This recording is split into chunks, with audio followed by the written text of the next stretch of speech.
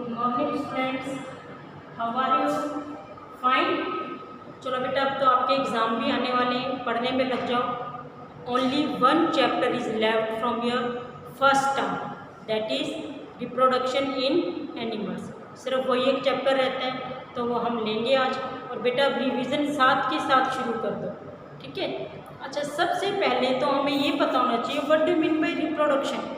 हम रिप्रोडक्शन की बात कर रहे हैं। रिप्रोडक्शन का मीनिंग क्या है? रिप्रोडक्शन का मीनिंग है when a living organism produce young one like him और हर, मतलब अपने जैसा यंग वन जो प्रोड्यूस करता है, that is called as reproduction. तो we can say the ability to produce new individual is known as reproduction. बेटा आपकी एनसीईआरटी में डेफिनेशन गिवन नहीं है, तो इसलिए नोटबुक लो और अपनी पेन या पेंसिल से नोट करो, ठीक है?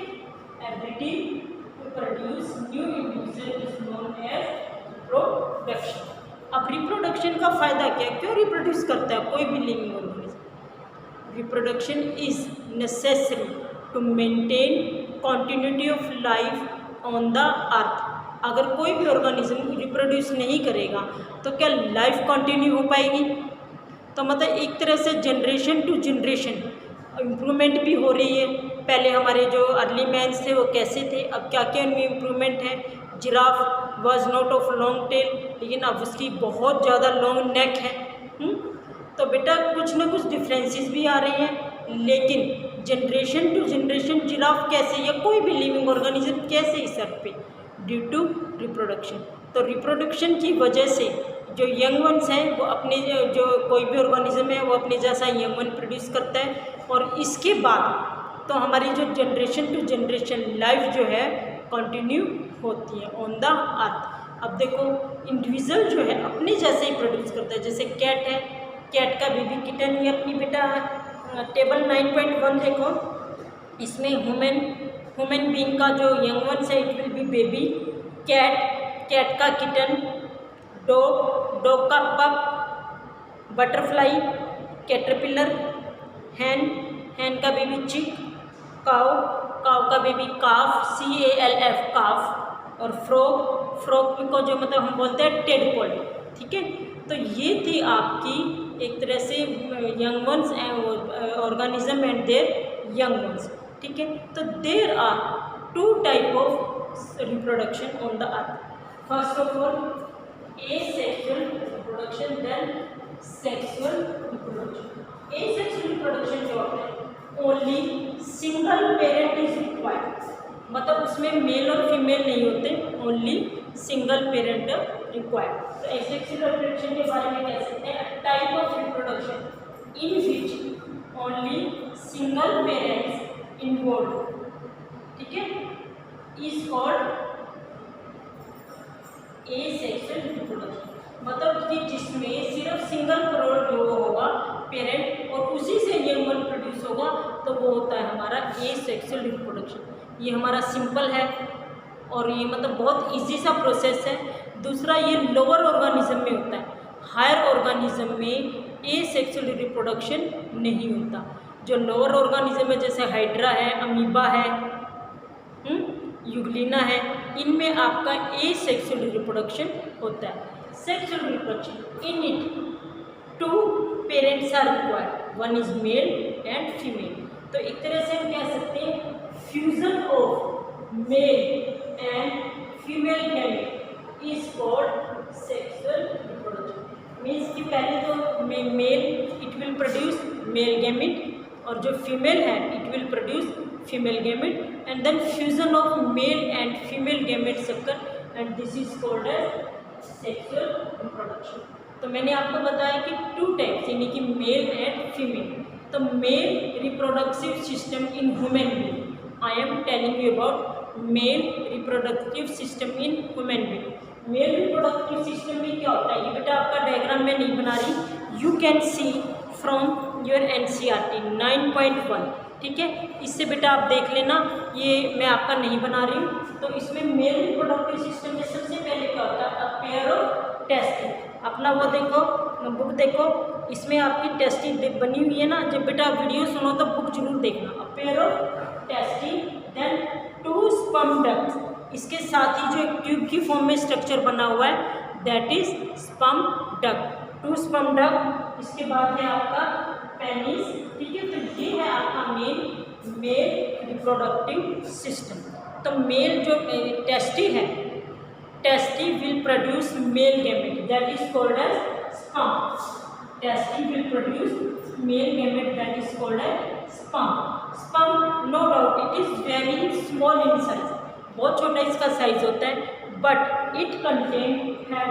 ये देखो आपका, ये मैंने आपका ये बनाया है हेड, ठीक है।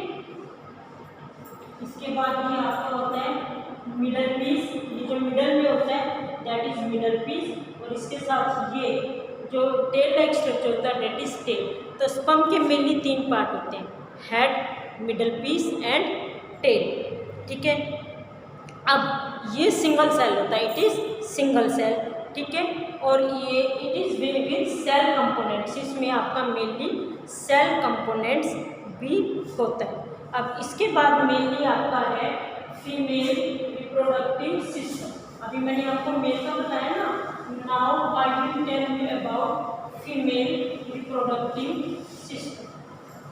तो ये है आपका फीमेल रिप्रोडक्टिव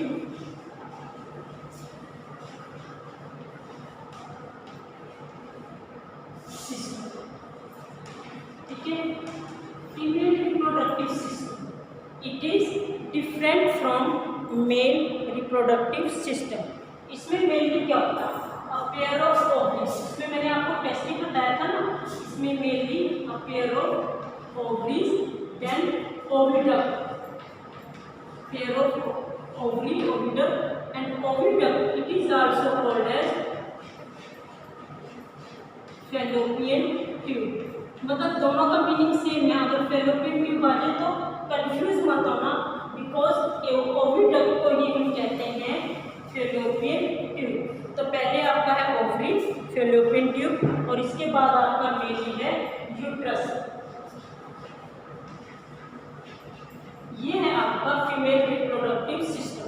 ये भी बेटा आप बुक से देखना, मैं नहीं बना रही हूँ। ओवरी, फैलोपियन ट्यूब और ओविडक्ट एंड यूट्रस। तो female produce a gamete that is called as ova, और ओवा को हम एग भी कहते हैं। ये हमारा है फीमेल गैमेट, ठीक है। अब देखो, मेल गैमेट को हम कहते थे स्पर्म और फीमेल गैमेट को ओवा या egg. Female gamete it is ओवा एग या एग, ठीक है। तो यहाँ तक बेटा क्लियर हुआ। इसके बाद single matured egg is received into the oviduct by the in the fallopian tube every month. मतलब हर एक महीने जो फीमेल है it will produce a female gamete that is called as egg और ova, ठीक है। अब यूट्रस जो है इसमें मेनली एग डेवलप होता है, लेकिन कैसे? सबसे पहले इसमें होता है फ्यूजन। अब हमारे पास एक टर्म है that is called as fertilization. अब फर्टिलाइजेशन क्या होता है? फ्यूजन को, हाँ, अब आपका है फर्टिलाइजेशन। बेटा बहुत इंपॉर्टेंट है, ये आपका 9th 10th में भी है। जो भी आप 8th में पढ़ रहे हो वो आपका 9th 10th में उसका डिटेल है। तो बेटा ये सब चीज़ें आप डिटेल में पढ़ना, जो मैं पढ़ा रही हूँ अच्छे से करना, ताकि 9th 10th में आपको दिक्कत ना आए। फर्टिलाइजेशन क्या होता है? Fusion of male and female gamete, ठीक है। इसमें हमारा मेल होता है fusion of male and female gamete to produce zygote. तो हमारा क्या है, जैसे मेल गैमेट और दूसरा हमारा क्या है, फीमेल गैमेट।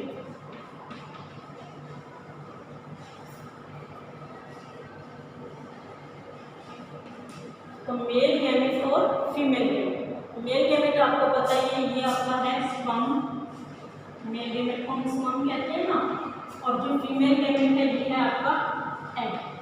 तो इन दोनों का जो फ्यूजन होता है, fusion of male and female gamete, it will produce zygote.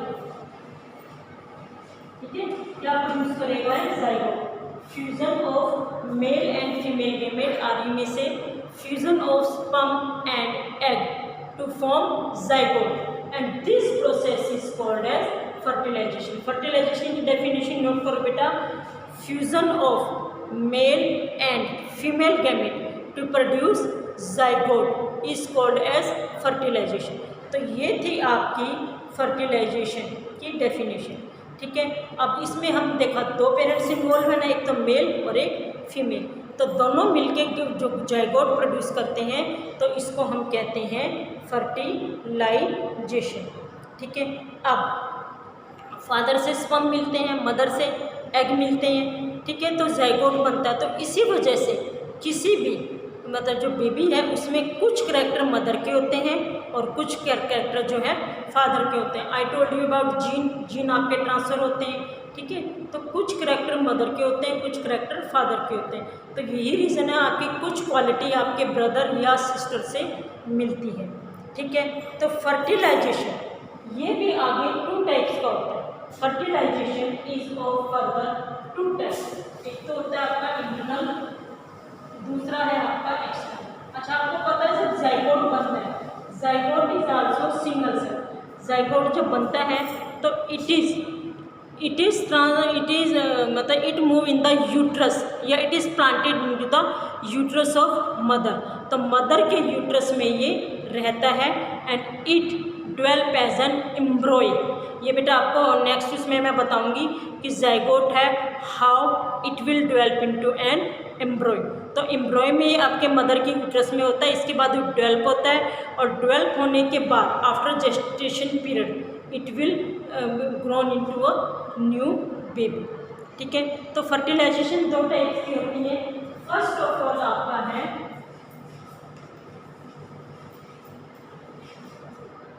Internal fertilisation. Internal fertilisation इसके नाम से ही पता लग रहा है कि ये बॉडी के अंदर होती है. Internal means it's occur inside the body. जैसे ह्यूमन बीइंग है, काउ है, लायन है, इसमें मेनली आपके मैमल जितने भी होते हैं इसमें आपके इंटरनल फर्टिलाइजेशन होती है. ठीक है, इसमें क्या होता है कि जो भी एम्ब्रॉय बनता है या जो भी जाइगोट है it will dwell inside the uterus of mother. तो इसको हम बोलते हैं इंटरनल फर्टिलाइजेशन. इसके बाद आपका है external fertilization. External fertilization means fertilization take place outside the body of female. मतलब कि बॉडी के बाहर होता है. It is very common in fish. ये तो जैसे आपका इंटरनल में तो काउ, ह्यूमन बीइंग. ठीक है, लेकिन ये जो है मेनली किसमें है, फ्रॉग में, फिश में. और नेक्स्ट आपका है स्टार फिश. इन सब में ये कॉमन है. इसमें fish, frog, fish and star fish. तो इसमें क्या होता है कि जैसे स्प्रिंग सीजन में आप देखते होंगे, स्प्रिंग सीजन या रेनी सीजन में many frogs come out from their hole. अपने बिल से बाहर आ जाते हैं और अक्सर में आपको रेनी सीजन में दिखाई देते हैं. क्यों? क्योंकि उनका मेनली रिप्रोडक्टिव सीजन होता है. तो आ जाते हैं. आने के बाद when mail and female come together in the water, जब वो एक पानी में आते हैं इकट्ठे, तो फीमेल ले 100s ऑफ एग, बहुत सारे एग देती है. फीमेल ले 100s ऑफ एग. ठीक है, लेकिन जो हैन है, हैन में आपने सुना ना कि सिर्फ एक ही एग वो देती है, लेकिन जो फ्रॉग फीमेल होती है इट ले 100s ऑफ एग. लेकिन उनमें एक शेल नहीं होता. जैसे ह्यूमन है, ये जैसे हैन है, हैन के एग में आपने देखा होगा ना कि बड़ी टफ कवरिंग होती है, कैल्शियम कार्बोनेट की एक टफ कवरिंग होती है. लेकिन जो फ्रॉग है उसमें ये कवरिंग नहीं होती. ठीक है, और ये बहुत ज़्यादा डेलिकेट होता है. मतलब इसमें एक तो कवरिंग नहीं होती, secondly it is very very delicate. ठीक है, अब इसमें एक जेली की लेयर होती है, वो जेली लेयर का क्या काम होता है? It provide nourishment to the egg, वो उसको नरिशमेंट देता है। ठीक है, अब जैसे ही एग ले होता है तो जो फीमेल गैमेट है that is called as sperm, it deposit over them, वो उनके ऊपर डिपॉजिट हो जाता है। और जो each sperm swim randomly in water with the help of long tail. इसके बाद क्या होता है? Sperm come in contact with egg and जब वो स्पर्म और एग मिलते हैं तो they will result in fertilisation, means fusion of male and female gamete is called as fertilization. तो इसमें आपके फर्टिलाइजेशन होती है। तो this type of fertilization in which fusion of male and female gamete take place outside the body of female that is called as external fertilization. और मैंने आपको बता दिया it is common in frog, fish and starfish. ठीक है, अब इसमें बेटा आपकी एनसीईआरटी में एक टॉपिक दिया हुआ है, have you heard about test tube baby?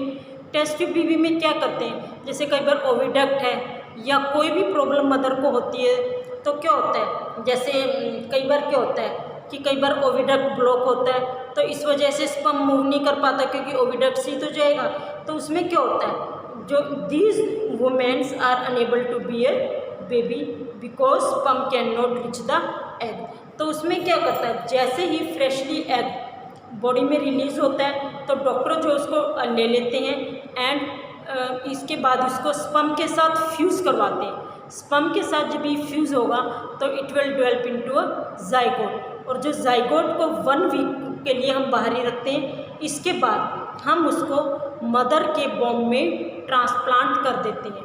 तो इसके बाद वहाँ पे उसमें फर्दर फर्टिलाइजेशन या डेवलपमेंट या एम्ब्रॉय की डेवलपमेंट होती है। लेकिन इसको टेस्ट ट्यूब बेबी हम कह भी सकते नहीं भी, क्योंकि कंप्लीटेड टेस्ट ट्यूब में तो ये नहीं ग्रो करता, सिर्फ 1 वीक के लिए ही टेस्ट ट्यूब में ग्रो करता है। तो इस वजह से हम इसको बोलते हैं टेस्ट ट्यूब बेबी। इसके बाद बेटा एक और आपके दिया हुआ पेज नंबर 104 पे ब्लू बॉक्स में कि जो हैन है वो सिर्फ एक एग प्रोड्यूस करती है, लेकिन जो ये फ्रॉग है, फिश है, इट ले हंड्रेड्स ऑफ एग। वाई? अब देखो लिखा हुआ है those animals lay have hundred of eggs release millions of sperm all the eggs, ये अंडरलाइन करो, all the eggs don't get fertilize and develop into a new, मतलब कि सभी एग फर्टिलाइज नहीं हो सकते। क्यों? क्योंकि this is because egg and sperm get expose to water movement, wind, rainfall, तो इसकी वजह से कुछ डिस्ट्रॉय भी हो जाते हैं। And also there are other animals in pond. अब जैसे मैंने कहा ना कि एग और स्पर्म रिलीज हो जाते हैं, लेकिन पॉन्ड्स में बहुत सारे एनिमल्स हैं विच फीड ऑन एग, एक तरह से वो एग को खा लेते हैं। तो एक तरह से बहुत सारे जो एग हैं वो तो ख़राब ही हो जाते हैं वाटर करंट से, विंड से, किसी भी चीज़ से। ठीक है, तो this production of large number of egg and sperm is necessary to ensure the fertilization at least few of them. इसलिए बहुत सारी फर्टिलाइजेशन होती है और इसलिए बहुत सारे एग प्रोड्यूस होते हैं कि 100 ऑफ एग हैं, उनमें से कुछ पॉन्ड्स में एनिमल्स ने खा लिए, कुछ वो विंड, क्योंकि उनके पास प्रोटेक्टिव कवरिंग तो होती नहीं, हार्ड शेल तो होता नहीं, तो डिस्ट्रॉय हो जाते हैं। तो इस वजह से 100 में एग होते हैं ताकि उनमें से कम 3 या 4 तो फर्टिलाइज हो। तो समझ आया बच्चों? तो नेक्स्ट टाइम मैंने आपको करवाना है development embryo, viviparous and oviparous animals, young ones in adults, ये सब बेटा मैंने नेक्स्ट टाइम आपको करवाना है। ठीक है बच्चों, अब पढ़ना शुरू कर दो, आपके एग्ज़ाम आ रहे हैं। ओके बच्चों, हैव अ गुड डे।